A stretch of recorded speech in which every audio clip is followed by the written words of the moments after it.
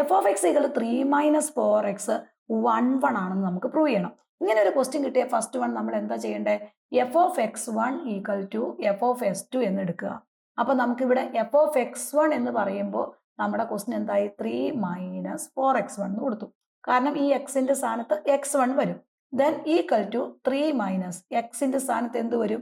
s2 വരും. അപ്പൊ 3 minus 4s2 എന്ന് വരും. ഈ 3യും 3യും കോമൺ ആണ്, ക്യാൻസൽ ആയി പോയി.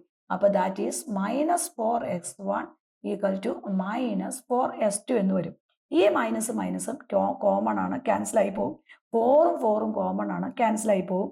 That is x1 equal to s2 എന്ന് പറയും. നമ്മുടെ ആൻസർ ആയി. That is F of X one equal to F of s2 ആണെങ്കിൽ that is implies x1 equal to s2 ആണ്. ദെയർഫോർ എഫ് ഈസ് എന്തായിരിക്കും? 1 ആയിരിക്കും. ഒരു ഫംഗ്ഷൻ 1 ആകണമെങ്കിൽ F of X one equal to F of s2 ആണെങ്കിൽ that is x1 equal to s2 ആയാൽ ആ function is 1 function ആയിരിക്കും.